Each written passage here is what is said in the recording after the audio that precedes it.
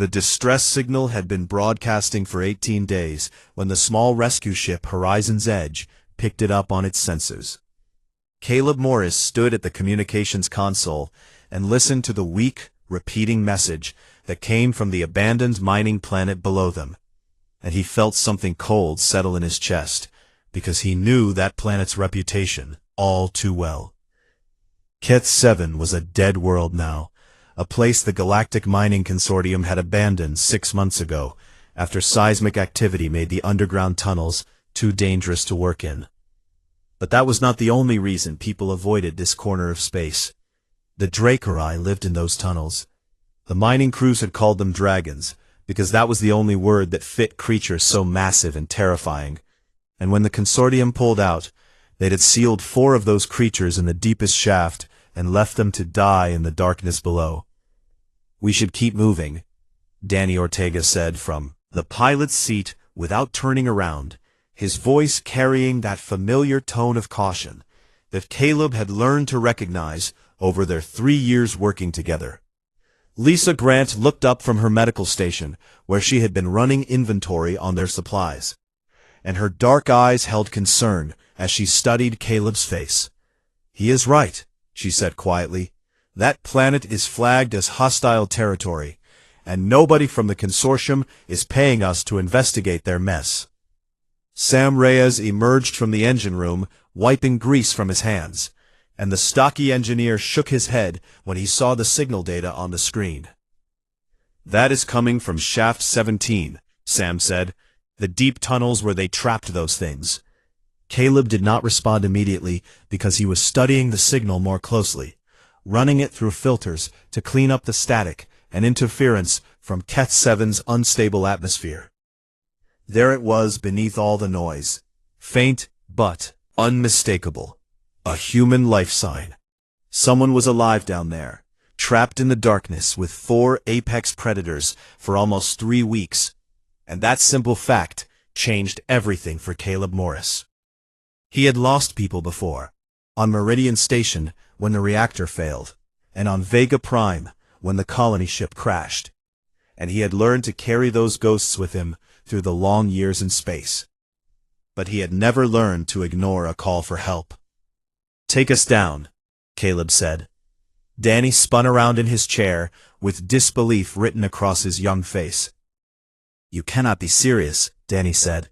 "Those dragons are Class 4 predators, and they can tear through ship hulls like paper. So whoever is down there is already dead, and we would just be adding ourselves to the body count." "The life sign is still active," Caleb replied calmly. "That means someone has survived for 18 days in conditions that should have killed them in hours. Away and let them die when we have the ability to help." Lisa stood up and crossed her arms, and Caleb could see her wrestling between her professional caution and her fundamental compassion. "What exactly is your plan?" she asked. "You cannot just walk into a sealed mine full of giant predators and expect to walk out again." "I will figure that out when I get down there," Caleb admitted.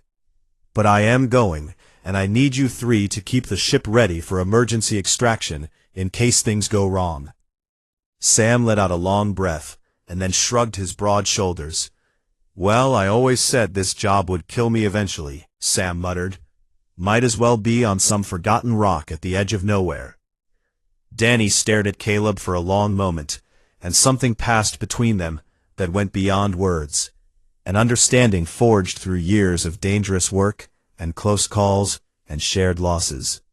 "Fine," Danny said finally as he turned back to the controls, "but if you miss a single radio check, I am coming down there with the plasma cutter and making my own entrance." The Horizon's Edge descended through Keth 7's thick atmosphere, pushing through layers of ash and toxic clouds that had been spewing from volcanic vents since the seismic trouble began. Below them, the mining complex emerged from the haze like the skeleton of some enormous beast, all rusted metal and collapsed structures and abandoned equipment left to rot under the alien sky. Caleb suited up in the cargo bay, while Lisa ran final checks on his equipment, and her hands were steady, but her jaw was tight with worry. The atmosphere down there is barely breathable, she said. Your suit will filter it, but you need to conserve your oxygen because I do not know how long you will be underground. She handed him a compact medical kit and a case of emergency rations.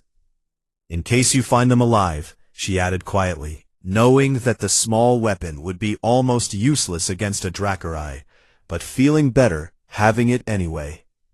The elevator systems failed months ago, Sam reported over the intercom, but there should be maintenance cables still intact in the main shaft, so you can descend that way if you are careful. And if the cables are damaged, Caleb asked, then I hope you remember your rappelling training from basic, Sam replied with dark humor. The ship touched down on a landing pad covered in debris and ash, and the cargo ramp lowered with a grinding sound that echoed across the empty complex. Caleb stepped out into a world of gray and silence. The wind carried fine particles that hissed against his helmet visor, and everywhere he looked, he saw evidence of the hasty evacuation. Personal belongings scattered across the ground, vehicles left with their doors hanging open, supply crates torn apart by whatever scavengers lived on this desolate world. Crossed the compound toward the main mine entrance, a massive metal doorway that had been welded shut and marked with warning symbols in a dozen languages. Someone had cut through those welds recently, leaving jagged edges where a torch had burned through the seal. I have found my way in, Caleb reported. Someone came here before me and opened the main door.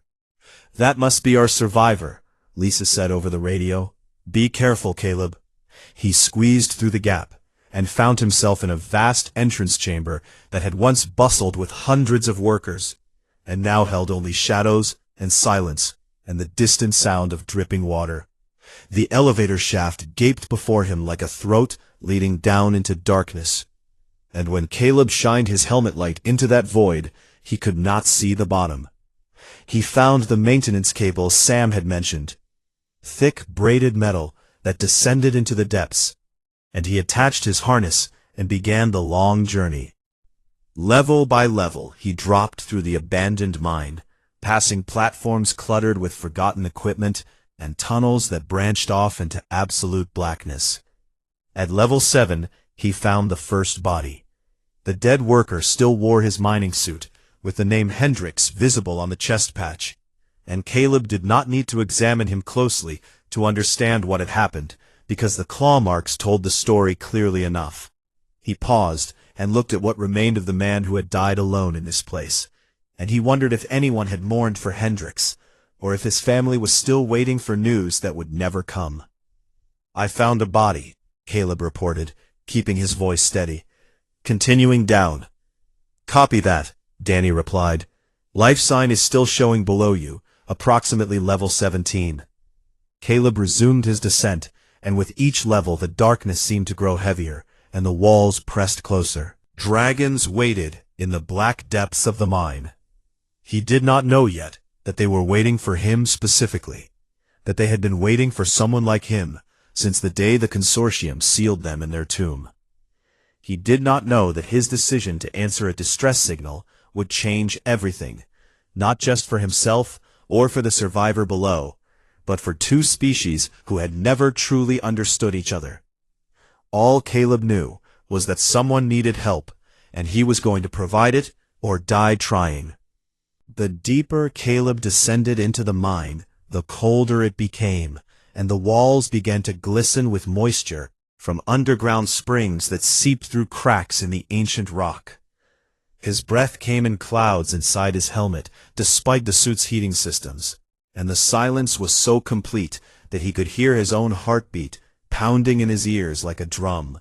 At level 12, he found more evidence of the evacuation, overturned carts and scattered tools and personal items abandoned in the rush to escape, and he wondered how many workers had made it out, and how many had been left behind, like Hendrix. The claw marks on the walls were more frequent now, deep gouges that spoke of massive creatures moving through these passages, and Caleb forced himself to keep moving despite every instinct screaming at him to turn back. Radio check, Danny's voice crackled through the static. You are getting deep enough that the signal is breaking up. Still here, Caleb replied. Approaching level 15 now. Life sign is holding steady, Danny reported. You are getting close. Level 15 was different from the others Caleb had passed through, and he could see that this area had been developed more extensively, with living quarters and a small medical station, and what looked like a research laboratory. The consortium had not just been mining on Kef 7, they had been studying something down here in the depths. Caleb paused at the laboratory door and shined his light through the broken window, and he saw overturned tables and shattered equipment and walls covered with photographs and data printouts. The photographs showed the Dracarai. They were images captured by remote cameras deep in the tunnels, showing the massive creatures in various poses and situations. And Caleb realized with growing unease that the consortium had been observing these predators for a long time. One image caught his attention, and he leaned closer to examine it. 3 Dracarai were gathered around something on the ground, their heads lowered in what almost looked like mourning, and the caption beneath the photo read, "Apparent funeral behavior observed in Shaft 17 subjects." Funeral behavior. These creatures buried their dead, which meant they understood death, which meant they were far more intelligent than the consortium had ever publicly admitted. Caleb filed that information away and continued his descent. At level 17, the main tunnel was blocked by the strangest barricade he had ever seen. A wall of mining equipment and ore carts and metal sheeting that had been assembled with desperate precision. Someone had built a fortress down here in the dark. "Hello," Caleb called out, his voice echoing through the tunnel. "I am here to help. I received your distress signal." For a long moment there was no response, and Caleb began to fear that he had arrived too late, despite the life sign readings. Then a light flickered behind the barricade, and a face appeared in a small gap near the top. The woman was thin to the point of starvation, her cheeks hollow, and her eyes sunken deep into their sockets. But there was fierce intelligence in her gaze, and a strength that surprised Caleb, given what she must have endured. "You should not have come," she whispered, her voice rough from weeks of disuse. "I am Caleb Morris," he said, keeping his tone calm and reassuring, "with a rescue team, and we have a ship on the surface." "It does not matter," the woman replied. "You cannot get me out, and now you are trapped too." "I'm pretty stubborn about things like that," Caleb said. "What is your name?" The woman hesitated, as if remembering her own identity required effort. "Dr. Megan Cole," she said finally, "Geological Survey Division." "Well, Dr. Cole, how about you let me through that barricade, so we can figure this out?" Megan shook her head violently. "They are still here," she said. "All 4 of them, right on the other side of this wall, and they have been waiting." "Waiting for what?" Caleb asked. Megan's eyes focused on something behind Caleb, and her face went white as bone. "For you," she whispered. Caleb turned slowly, already knowing what he would see, but hoping desperately that he was wrong.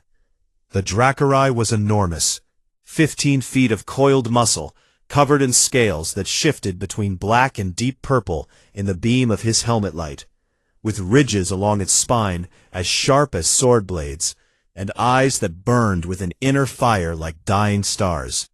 It blocked the tunnel completely, and Caleb understood with cold certainty that if it wanted him dead, he would be dead before he could even draw his weapon. But it did not attack.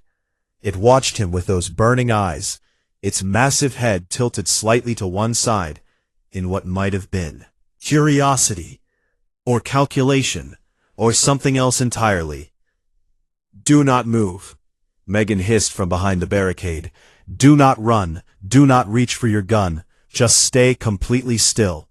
3 more shapes emerged from side tunnels, surrounding Caleb on all sides, and each one was unique in coloring, but identical in their focused attention. One was gray as storm clouds, with scars crisscrossing its hide, like a map of old battles, and another was deep blue like ocean depths, with eyes that seemed almost gentle, and the last was smaller than the others, and covered in scales of burnished copper. They could have killed him 100 times over in the moments it took them to emerge. But instead, they simply watched. They could have killed me weeks ago, Megan said, her voice steadier now. I hid in here and waited to die, and they just stayed outside, not attacking, not leaving, just waiting. Caleb's mind raced as he studied the creatures surrounding him. Photograph in the laboratory, the funeral behavior, the way they moved with obvious intelligence and purpose. You are not hunting, Caleb said slowly, addressing the lead dragon with the purple-black scales. Are you? The creature made a sound deep in its throat, not a growl or a roar, but something almost like speech, complex tones that resonated through the tunnel. Its tail swept toward the collapsed sections, visible further down the passage, toward the sealed elevator shafts above, toward every exit that had been blocked when the consortium fled. They are trapped, Caleb realized. Just like you, Dr. Cole, when the consortium evacuated, they did not just abandon their people, they sealed these creatures in as well. The lead dragon made that sound again, and this time, Caleb heard something in it that he recognized, despite the alien tones. Desperation. They have been trying to communicate with me, Megan said from behind her barricade. Sounds and gestures, and I thought they were just toying with me before the kill. But you are right, they were trying to ask for help. Caleb looked at the 4 dragons surrounding him, and he thought about everything humanity believed about these creatures, that they were mindless predators, that they were dangerous animals to be avoided or eliminated, that they were incapable of anything resembling thought or feeling. All of it was wrong. I am going to get you out, Caleb said, speaking to Megan and to the dragons and to himself all at once. All of you. The lead dragon lowered its massive head until one burning eye was level with Caleb's face, so close he could feel the heat radiating from its scaled skin. For a long moment, they simply looked at each other, human and dragon, separated by biology and history and fear, but connected by something more fundamental. Hope. Then the dragon stepped back and made a sound that Caleb could only interpret as agreement, and somewhere in the darkness of that forgotten mine, a partnership was born that would change everything. Caleb helps Megan dismantle part of her barricade so she could finally emerge from the tiny space where she had survived for 18 days on emergency rations and collected water and pure stubborn refusal to die. She was weak and dehydrated, and her hands trembled as she accepted the medical supplies Lisa had packed. But her mind was sharp, and her spirit was unbroken. The dragons kept their distance, while Megan ate and drank, watching from the shadows of the tunnel with their burning eyes. And Caleb used the time to radio his crew and explain the situation. You want to do what? Danny's voice crackled through the interference, filled with disbelief. The only way out is through the ventilation system, Caleb repeated. The main shafts are all collapsed or sealed, but the air ducts run all the way to the surface, and they are wide enough for us to climb through. Wide enough for you and the doctor, maybe, Danny replied, but those things are 15 feet long. How exactly do you plan to fit them through ventilation ducts? Caleb looked at the lead dragon, the one Megan had started calling Kira after her daughter back on Earth, and he saw intelligence in those fiery eyes that went far beyond what any animal should possess. They will figure it out, Caleb said. These creatures are smarter than we ever gave them credit for. This is insane, Danny said. I know. You could die down there. I know that too. There was a long pause filled with static before Danny spoke again. Fine, but if you get eaten, I am telling everyone you died doing something stupid. That is fair, Caleb agreed. The plan was simple in concept, but nightmarish in execution. The ventilation system had been damaged by the same seismic activity that collapsed the main shafts, which meant they would need to clear debris and reinforce unstable sections while climbing 17 levels through narrow passages, designed for airflow rather than personnel. Megan's geological expertise proved invaluable as they surveyed the route, and she identified structural weak points and dangerous sections with the practiced eye of someone who had spent years studying how rocks behaved under stress. "This section here is the biggest problem," she said, pointing to a map she had sketched on the tunnel floor. "The shaft passes through a fault line around level 10, and the walls are cracked badly enough that any significant vibration could trigger a collapse." "Can we reinforce it?" Caleb asked. "Maybe, if we had proper equipment and a few weeks to work, but we do not have either of those things." Kira moved closer and examined the map with obvious interest, her massive head tilting as she studied the drawings Megan had made. Then she made a series of sounds and gestured with one clawed foreleg toward a section of the map that Megan had marked as impassable. "Saying," Caleb asked. Megan frowned and studied the dragon's movements. "I think she is telling us there is another route, a natural cave system that connects to the ventilation shaft above the fault line."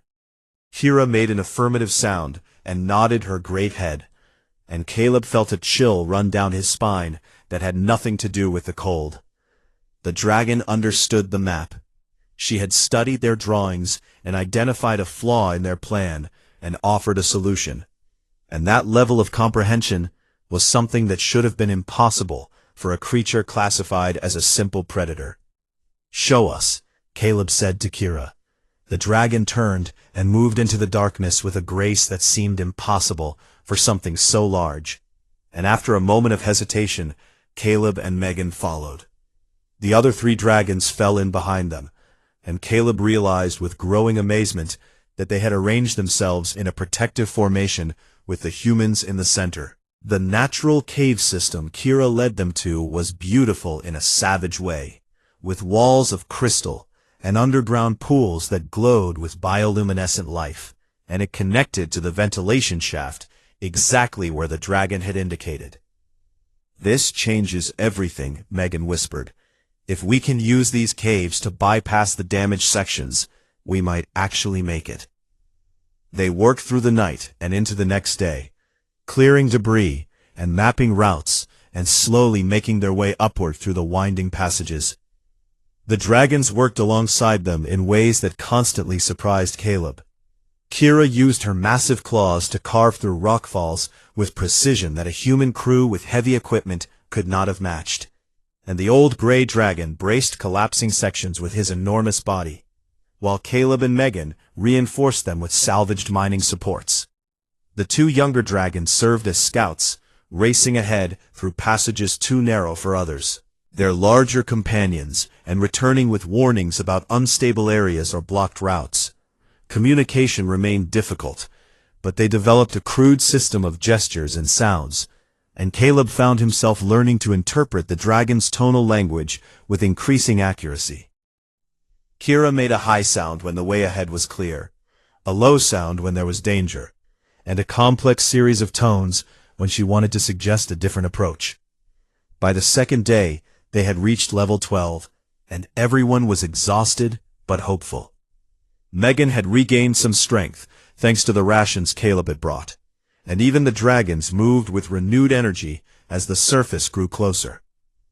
"We might actually make it," Megan said, as they rested in a small chamber where crystalline formations caught the light and scattered it like stars. "Do not celebrate yet," Caleb warned. "We still have a long way to go."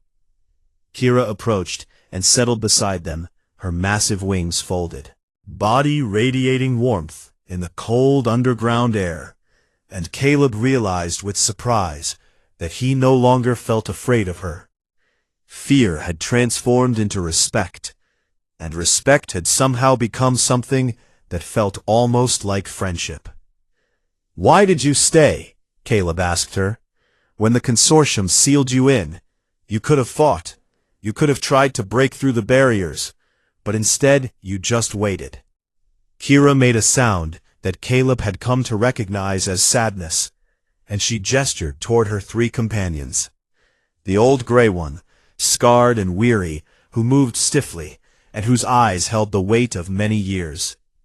The deep blue one, with the gentle eyes, who stayed close to the smaller copper-colored dragon at all times. The young copper one, barely half the size of the others, who had clearly never known any world except these dark tunnels. They were a family, Caleb realized, an old patriarch, and what might be a mother and her child, protecting them. She had waited because fighting would have meant risking them, and some things were worth more than freedom. I understand, Caleb said quietly. I understand completely. Kira looked at him with those burning eyes, and made a sound he had never heard before, soft and warm and somehow grateful. Then she rose and moved toward the tunnel ahead, and her message was clear.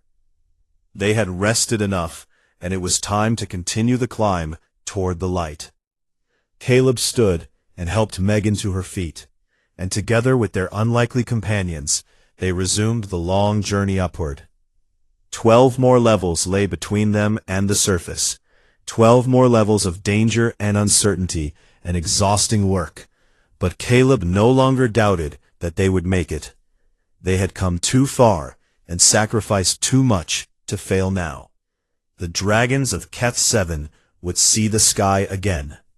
The 4th day underground was the hardest yet, and Caleb felt exhaustion pulling at every muscle in his body as they worked their way through the narrowest section of the ventilation system. Level 8 was a nightmare of collapsed supports and unstable rock, and every step forward required careful testing to ensure the floor would not give way beneath them. The dragons struggled here more than anywhere else, their massive bodies barely fitting through passages that had never been designed for creatures their size.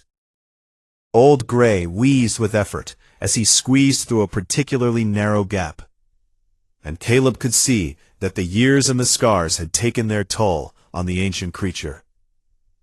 Kira stayed close to him, making encouraging sounds and occasionally bracing him with her own body when his strength faltered. And Caleb was struck again by the depth of emotion these beings were capable of feeling.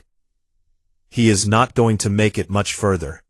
Quietly, watching the old dragon struggle. He will make it, Caleb replied with more confidence than he felt. We all will. They found a wider chamber to rest in, and Old Grey collapsed against the wall, his sides heaving with labored breath, and the young copper dragon curled up beside him with obvious worry. The blue dragon, who Megan had started calling Marina because of her ocean-colored scales, watched over them both with maternal intensity. We need to move faster, Caleb said. The seismic activity has been increasing, and I do not know how much longer these tunnels will hold. As if to emphasize his point, a low rumble passed through the rock around them, and dust filtered down from the ceiling. Kira made an urgent sound and gestured toward a side passage that Caleb had not noticed before. Another shortcut? Megan asked hopefully. The dragon nodded and led them into the new passage, which turned out to be an old emergency escape route that the consortium had installed decades ago and then forgotten about. It was narrow but stable, reinforced with metal supports that had survived the seismic damage, and best of all, it climbed steeply toward the upper levels. This will save us hours, Megan said with relief. Maybe a full day. They pushed forward with renewed energy, climbing through the darkness toward the surface, and even Old Grey seemed to move with more strength now that the end was in sight. At level 5, they encountered their first real setback. The emergency passage ended at a junction that had been completely blocked by a massive rockfall, tons of stone and debris that would take days to clear. No, Megan whispered, and Caleb could hear the despair creeping into her voice. No, we were so close. Caleb studied the blockage with his helmet light, looking for any gap or weakness they could exploit, but the collapse was complete and solid. To level 6, and find another route, losing precious time and energy they could not afford to waste. Kira moved to the rockfall and placed one massive clawed hand against the stone, and she stood there for a long moment with her eyes closed, as if listening to something only she could hear. Then she made a sound Caleb had not heard before, sharp and commanding, and the other dragons gathered around her. They began to dig. Not randomly or desperately, but with coordinated precision, each dragon focusing on a specific section of the blockage, while the others supported the surrounding structure to prevent further collapse. Caleb watched in amazement as creatures evolved for hunting and fighting, applied their strength and intelligence to careful engineering work. "They are creating a tunnel through the debris," Megan said with wonder. "Look at how they are distributing the weight and bracing the weak points." They have done this before, Caleb realized. They know exactly what they are doing. It took 4 hours, but the dragons carved a passage through the rockfall, a narrow tunnel just wide enough for them to squeeze through one at a time. Caleb went first to test the stability, then Megan, then the young copper dragon who was small enough to pass easily, then Marina with her gentle eyes, then Old Gray, with tremendous effort and encouragement from the others. Kira came last, and Caleb saw how she checked every support and tested every surface before trusting her weight to the passage. She cared about her family the way he cared about his crew, the way any good leader cared about the people depending on them. Beyond the rockfall, they found the surface closer than expected, a shaft of natural light filtering down from somewhere above that made them all stop and stare. Sunlight. After days in darkness and years of imprisonment for the dragons, that simple light was the most beautiful thing any of them had seen. Had ever seen. "Almost there," Caleb said, his voice rough with emotion. "Just a little further." They climbed toward the light, scrambling up the final stretch of ventilation shaft, with energy that came from somewhere beyond physical reserves, and Caleb could see the opening above them now. A ragged hole in the surface where the shaft had partially collapsed, wide enough for a human and maybe wide enough for a dragon if they squeezed. Megan went first, and Caleb heard her cry out with joy as she emerged onto the surface for the first time in weeks. The young copper dragon followed, moving with youthful agility, and then Marina pulled herself through with obvious difficulty but determination. Old Gray stopped at the opening and looked back at Caleb and Kira still waiting below. "Go," Caleb urged him. "You can make it." The ancient dragon made a sound that might have been gratitude, and began to pull himself through the narrow gap. Caleb could see the strain in every movement as Old Gray fought against exhaustion and age to reach the sky he had not seen in so long. Then the rumbling started. Not the small tremors they had felt before, but a deep grinding roar that seemed to come from everywhere at once, and Caleb knew immediately what was happening. The seismic activity they had feared was finally arriving in full force, and the entire tunnel system was about to collapse. "Go," Caleb shouted to Kira. "Get through now." But the dragon did not move toward the opening. Instead, she moved toward Caleb and wrapped her massive body around him, shielding him from the debris that began to rain from the ceiling, and she made a sound he had never heard before. It was goodbye. "No," Caleb screamed as he understood what she was doing. "Kira, no, we can both make it." But he could see the truth, even as he denied it. The opening was collapsing, the supports giving way one by one, and there was only time for one of them to escape. Kira looked at him with those burning eyes, and in them he saw intelligence and courage, and something that looked very much like peace. She had made her choice. With a surge of impossible strength, Kira lifted Caleb in her jaws and hurled him upward toward the shrinking opening, and he flew through the gap just as the walls collapsed behind him. He hit the surface hard and rolled across the rocky ground, gasping and disoriented, and when he looked back, the opening was gone, buried under tons of rock and stone. Megan was beside him suddenly, her hands on his shoulders, her voice asking if he was all right, but Caleb could not hear her over the roaring in his ears. He crawled to the collapsed shaft and began tearing at the stones with his bare hands, shouting a name that meant nothing to anyone who had not been in that darkness with them. "Kira," he screamed. "Kira." Answer. P. Only the settling of dust, and the silence of a world that had just witnessed a sacrifice it could never repay. Danny and Lisa found them an hour later, following the emergency beacon Caleb had activated when he reached the surface.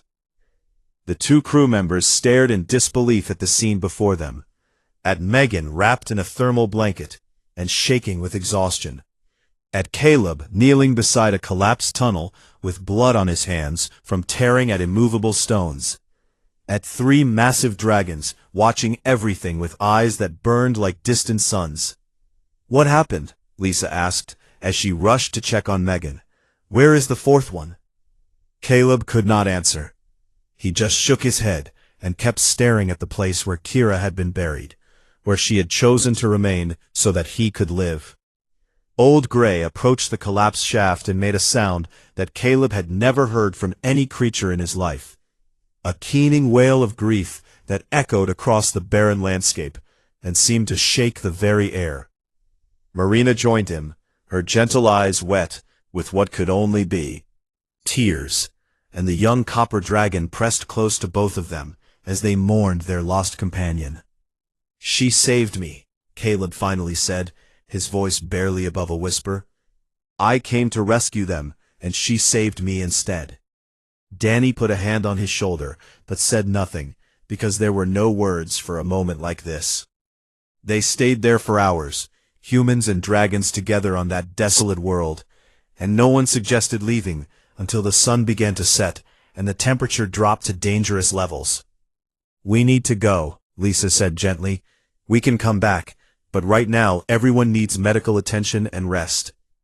Caleb nodded slowly and rose to his feet, and he looked at the three surviving dragons with eyes that held both sorrow and determination. "I made a promise," he said to them. "I said I would get you out, and I meant all of you. But I cannot change what happened, and I cannot bring her back." Old Gray met his gaze and made a sound that Caleb somehow understood was forgiveness. The ancient dragon knew that Kira had made her own choice, that she had valued his life and freedom as much as her own, and that grief was not the same as blame. "Come with us," Caleb continued. "There is a place called the Galactic Biological Preserve on a world called Lunara 4. It is designed for creatures like you, with space to roam and freedom to live. And if you want, I will take you there." The dragons communicated among themselves in their tonal language, sounds and gestures that Caleb was only beginning to understand, and after a long moment, Marina stepped forward and lowered her head in what was clearly acceptance. The walk back to the horizon's edge was slow and somber, and the crew had to modify the cargo bay to accommodate their unusual passengers. Sam worked through the night to install climate control systems that would keep the dragons comfortable, while Lisa treated Megan's dehydration and malnutrition, the various injuries everyone had accumulated during the escape. Caleb sat in the observation lounge and watched Kef 7 shrink in the distance as the ship climbed toward orbit, and he felt the weight of everything that had happened pressing down on him like a physical force. Megan found him there as the planet disappeared behind them. "She knew what she was doing," Megan said quietly as she sat beside him. "Those creatures are not just intelligent, they are wise in ways we have barely begun to understand." And Kira made a choice that she believed was right. "She barely knew me," Caleb replied. "We spent 5 days together in the darkness, and she gave her life for a stranger." "Maybe that is exactly why she did it," Megan suggested. "You came down into that mine when everyone else had written us off as dead. You saw us as people worth saving instead of problems to be ignored. And maybe Kira recognized something in you that was worth protecting." Thought about that for a long time. He thought about the photograph he had seen in the laboratory. The dragons gathered around their fallen companion in what the researchers had called funeral behavior. They understood death. They understood sacrifice. They understood that some things mattered more than survival. "I am going to tell people what happened here," Caleb said finally. "The truth about what the consortium did, and the truth about what the Drakkari really are. Because the universe needs to know that we are not the only ones capable of courage and compassion and love." The journey to Lunara 4 took 3 weeks, and during that time, Caleb spent hours every day with the dragons in the cargo bay. He learned more of their language, enough to have simple conversations, and he listened as they told him stories about their world and their people and the one they had lost.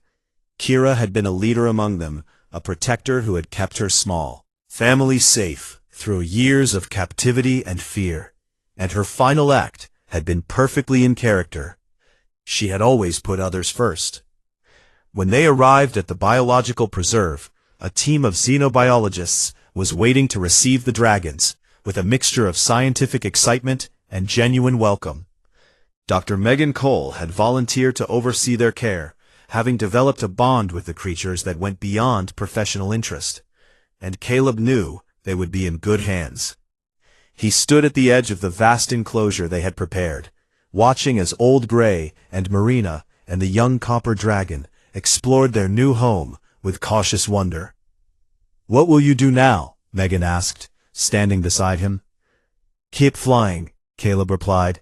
"Keep answering distress signals and rescuing people who need help, because that is what I am good at, and that is what she would have wanted." He paused and looked up at the alien sky of Lunara 4, so different from the ash-choked atmosphere of Keth 7, but somehow just as beautiful. "I used to carry ghosts with me," he continued. "People I could not save, choices I wish I had made differently, but Kira taught me something down in that darkness." "What is that?" "That being haunted is not the same as being burdened, that the people we lose become part of us, and that carrying them forward is not a weight, but a gift." Old Grey approached the fence where they stood, and made a sound that Caleb had come to recognize as gratitude. The ancient dragon had survived against impossible odds, and found freedom at last, and though his family was incomplete, he was not alone. None of them were alone anymore. "Take care of them," Caleb said to Megan, "and tell the young one about Kira when he is old enough to understand. Tell him that a dragon chose to stay in the dark so that others could reach the light." He turned and walked back toward the horizon's edge, where Danny and Lisa and Sam were waiting, ready to fly to whatever corner of the galaxy needed them next. Behind him, 3 dragons raised their voices in a sound that echoed across the preserve and up into the endless sky. A song of mourning and celebration and hope that humans had never heard before. It was a song for Kira, who had waited in the darkness and who had remained forever in the place where courage and compassion became the same thing. And somewhere in the hearts of everyone who had been touched by her sacrifice, she remained as well. Not as a ghost, but as a light. Not as a memory, but as a promise. The promise that when someone is trapped and afraid, and certain that no one is coming, someone will always come. That is what makes any of us worth saving. That is what makes all of us family. The horizon's edge lifted off from Lunara 4 and disappeared into the stars, carrying a crew that had been changed forever by 5 days in a forgotten mine. Dragon who had taught them what it truly meant to be brave. And in the enclosure below, an old gray dragon watched the ship vanish and made a sound that needed no translation. "Thank you, farewell, and fly safe until we meet again."